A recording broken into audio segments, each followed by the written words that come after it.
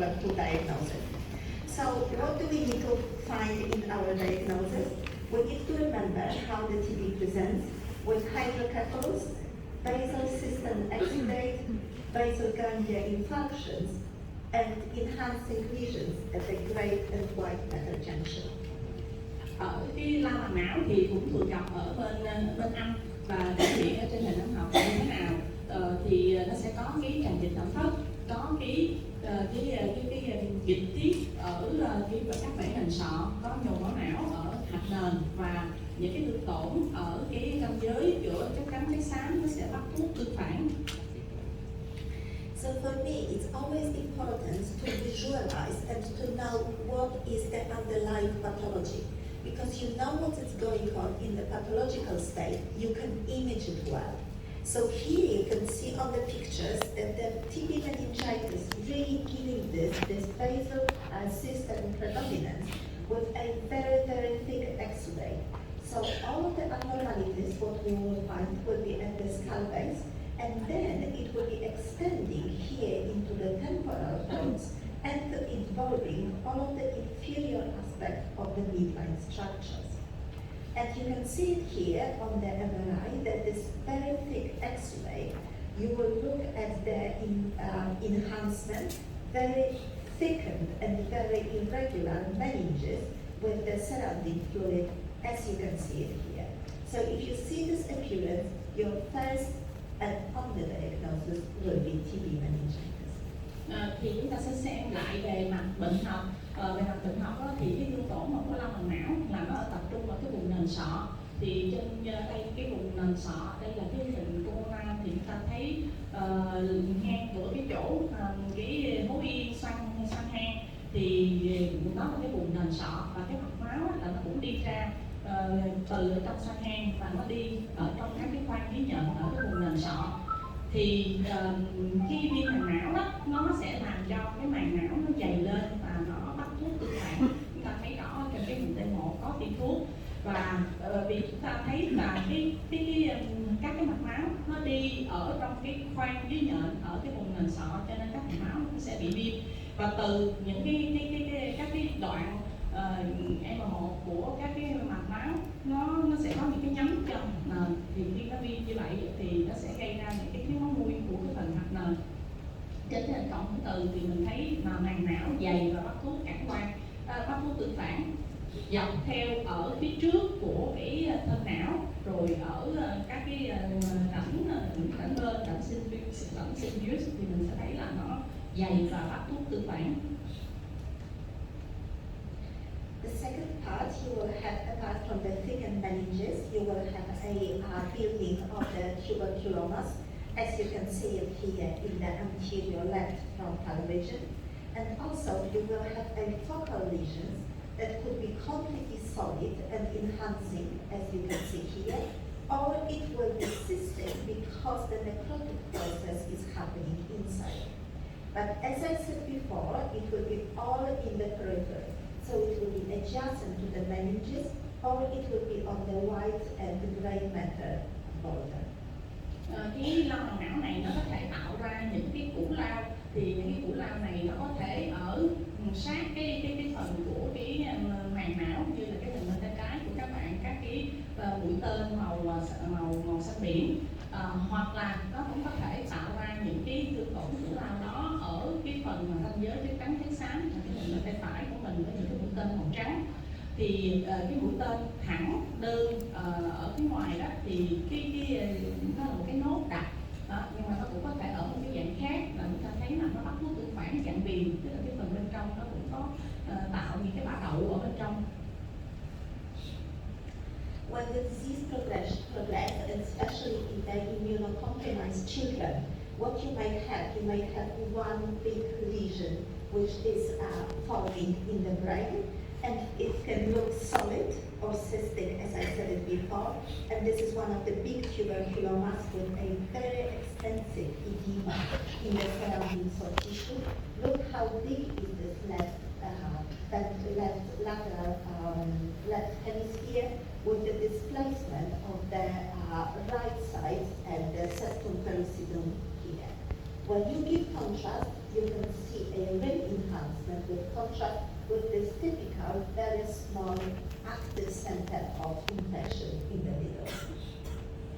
Đây là một cái trường hợp một cái lao của cái hệ thần kinh ở một cái trẻ em. Thì ta thấy ở trên cái hình bên tay trái là một cái khối cũng rất là lớn. Cái phần ở trung tâm á, chúng ta thấy nó giảm tín hiệu, thì cái này có thể là mô đặc hoặc là tín hiệu hoặc là dịch. Và cái khối này xung quanh thì có cái hiện tượng phù não lan rộng, và nó như vậy thì nó gây ra cái biểu cắn chỗ, nó đẩy lệch cái đường giữa cái tấc trong suốt, đẩy lệch cái não thất sang bên phải và chèn ép làm xẹp cái não thất bên ở bên trái. Sau khi tiêm thuốc tương phản thì chúng ta thấy là cái ranh giới của cái thương tổn này nó bắt dạng viền dày, còn ở trong lòng thì nó sẽ có những cái ổ mà mô đặc thì nó sẽ bắt thuốc mạnh. And it's really important in the TB meningitis to do the diffusion weighted scans to look for the infarctions, because the infarctions are very common. All of the blood vessels at the base of the skull are infected by these very thick inflammatory changes, and then there will be little thrombi that will be going around and causing infarction. And you can see example here of the diffusion weighted images. You can say, and you need to be really careful, because as you know, the abscesses can have also very high signal on the diffusion weighted images.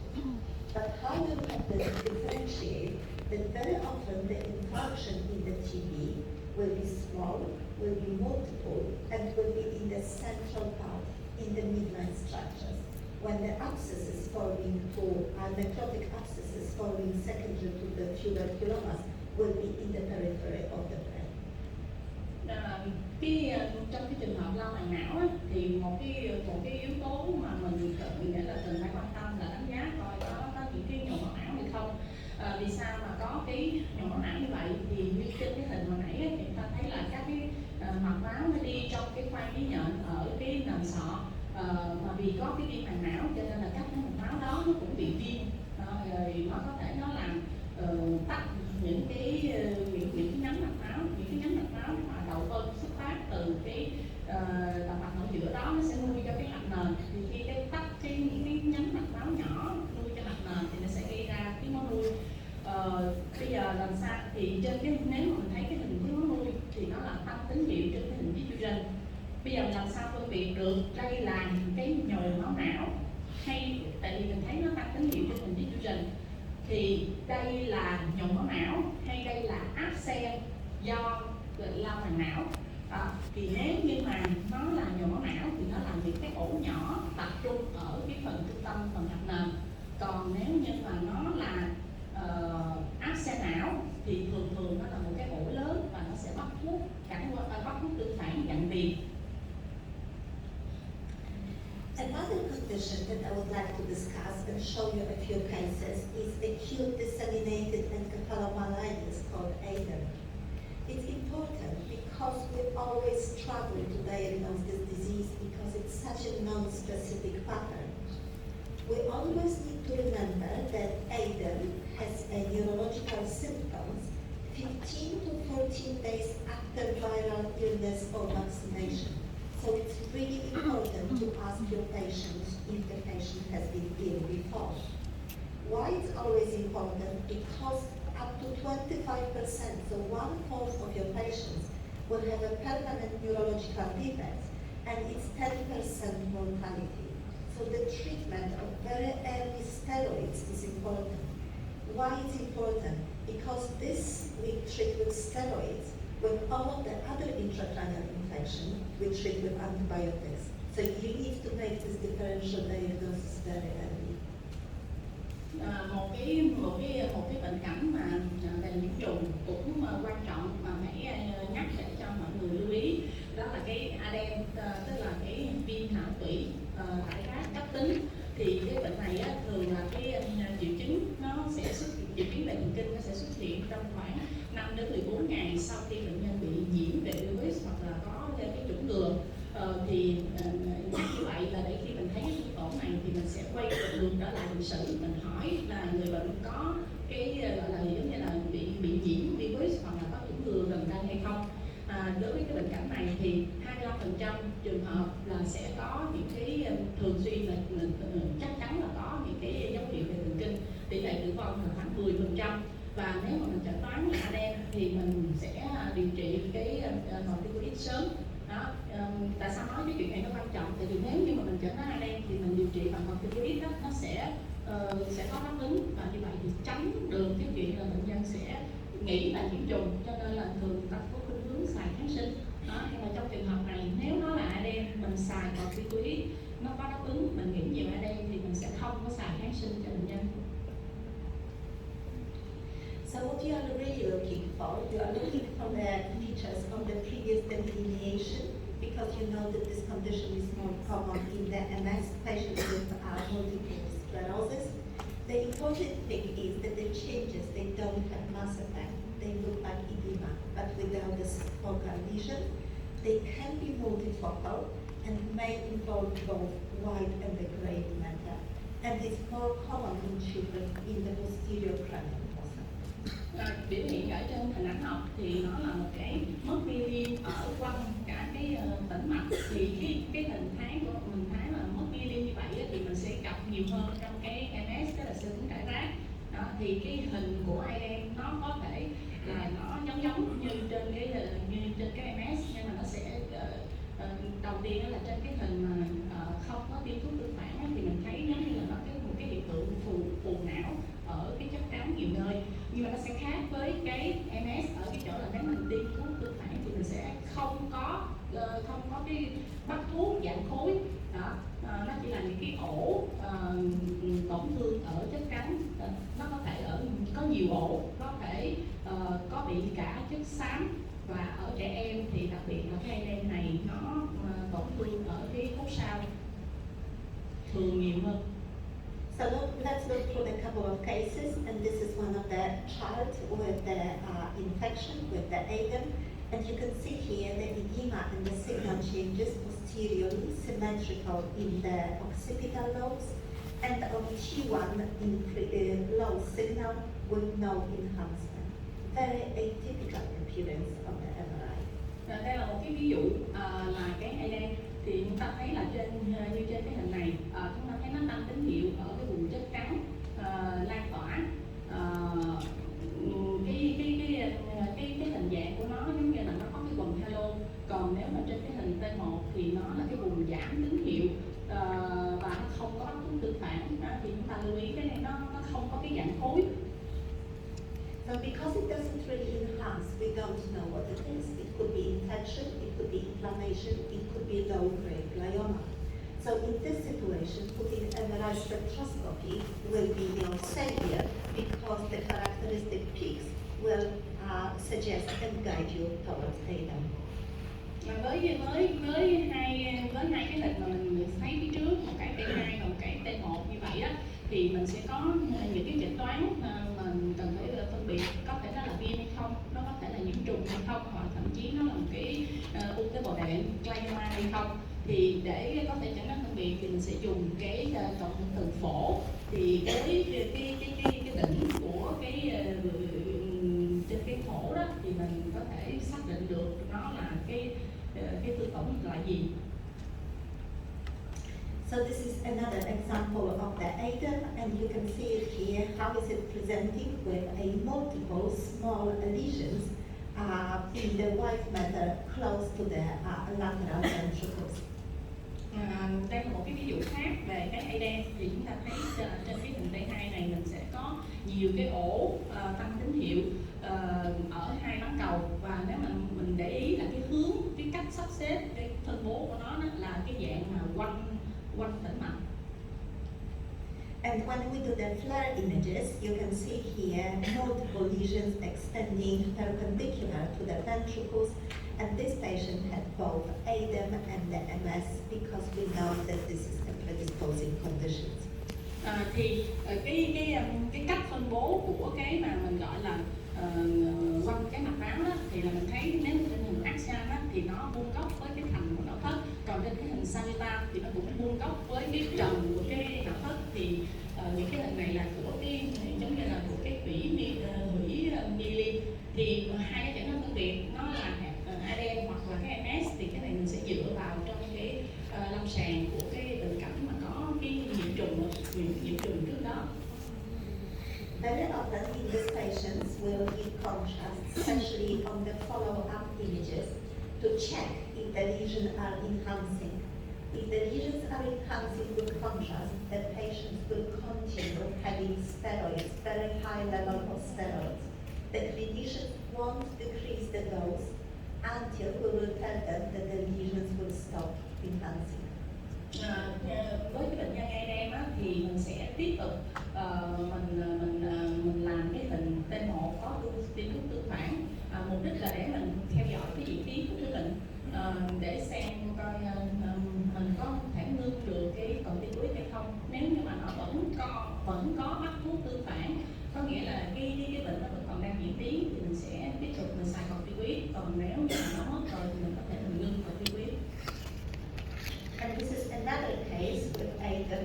And you can see here very diffuse signal changes through the white matter, extending from the lateral ventricle to the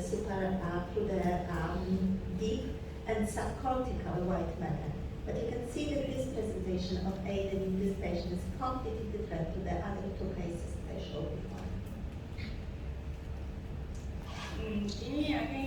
Một cái trường hợp khác cũng là ADEM, thì mình sẽ thấy là cái thương tổn mà tăng tín hiệu ở chất trắng đó, thì nó lan tỏa nhiều nơi ở trên hai bán cầu. Thì cái vị trí của thương tổn thì mình để ý, một là nó cạnh ở hết, hai là nó ở ngay sát dưới vỏ. And this is the T1 axial image for the same patient, which really doesn't show any changes or any enhancement with contrast. Đây là cái hình T1 của cái người bệnh nhân đó trước khi tiêm thuốc tương phản. So in this patient, really the flare images that you can see here is best to follow it up and look at the changes. You can see how all of the changes and the edema, you can see it on this image is much better with the extension, as I said before, into the cortex when the disease progress in this patient. Cái hình này là hình flare của những cái người bệnh, và trên cái hình flare thì mình sẽ dễ theo dõi cái diễn tiến hơn. Mình xem cái vùng mà giảm tín hiệu, những cái vùng mà dạng phù như vậy nó bớt hay không, và mình thấy mình phân biệt rõ cái phần mà cái vỏ não, rồi cái phần của dưới vỏ, cái phần của chất trắng. So this is the last few minutes we will spend on looking at the herpes encephalitis, because it has a very characteristic imaging pattern.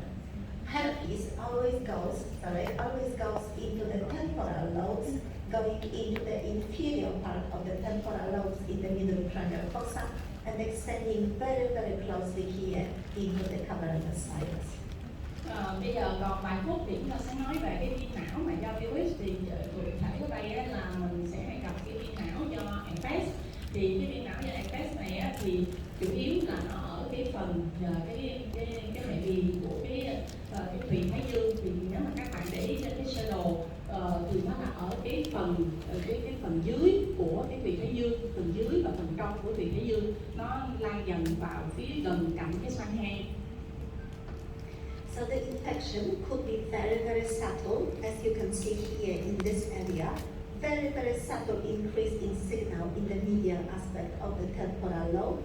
Or if the infection progresses, it can change and extend into the temporal lobe with extension into the parietal lobes of the side. Thì cái thương tổn mà do herpes này thì nó khá là đặc hiệu, nó theo cái hệ bì. Thì cái vị trí của nó là một là cái phần trong của cái thùy thái dương, ở thì các bạn sẽ thấy cái mũi tên màu xanh ở cái hình bên tay trái, rồi nó sẽ lan theo dọc cái thùy thái dương, và nó thậm chí là nó ở cái phần trán trong ở phía trước, cái mũi tên màu xanh cong ở cái hình ở phía dưới bên phải. And this is another example of the cases because the herpes could be unilateral or could be bilateral. And you can see here changes again. Herpes always starts from the mid and inferior part of the temporal lobes. So this will be your guide to diagnosis. And then when the disease progresses, you can see it here extending more laterally and superiorly. Again, really, really big risk because the big vessels here in the sylvian fissure are very, very close and again prone into the emboli.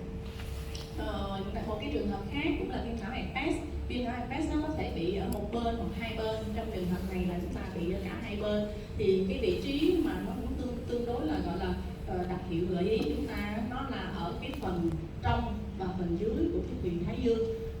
Thì cái hình bên phải, xin lỗi, hình bên trái nó là cái hình flare. Thì chúng ta thấy là nó bên phải nó bị nhiều hơn ở bên trái và nó lan quanh cái care sinus. Đó, thì trên cái sơ đồ của bên đây cũng vậy, cái sơ đồ ở phía trên bên tay phải của các bạn thì nó ở mặt dưới, mặt trong của thái dương và nó lan lên quanh cái care sinus. Thì khi mà chúng ta thấy là trong cái care sinus đó thì mình sẽ có các nhánh của động mạch ở giữa. Thì như vậy thì cái mạch máu nó cũng có thể bị viêm kế cận. And if you worry about this, because you can see here very, very subtle enhancement with contrast, the diffusion weighted sequence will be also your friend. You can see the edema very well on the flare, but diffusion will pick the edema and developing infection within the hours of starting the pathology. Trên cái hình bên tay phải, xin lỗi, hình bên tay trái với cái mũi tên màu sẫm cong đó là cái hình T1 có tiêm thuốc tương phản thì nó cũng sẽ bắt cái thương tổn ở cái phần thùy đảo. Hình bên tay phải ở phía dưới của các bạn là hình diffusion.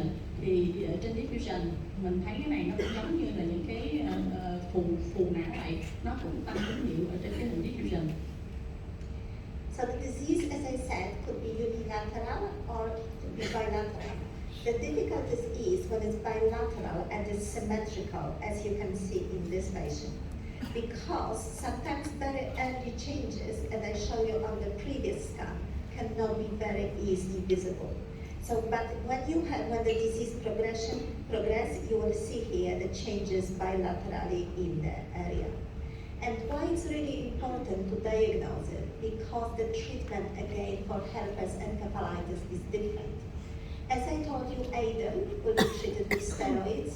Bacterial meningitis and infections will be treated with antibiotics. Herpes encephalitis will be treated with antiviral drugs.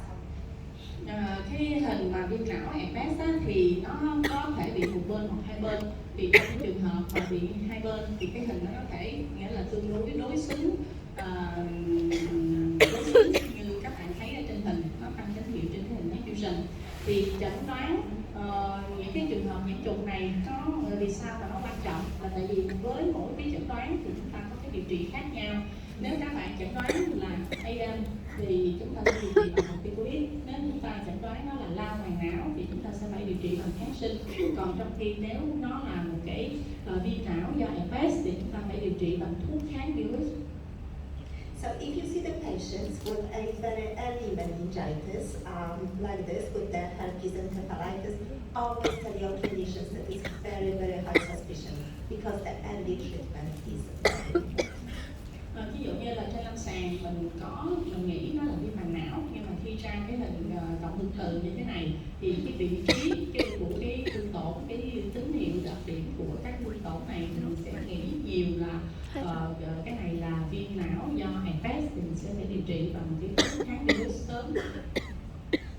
I exceeded my time already, so I think that we will finish now with the cases. Do you have any questions? Thì tôi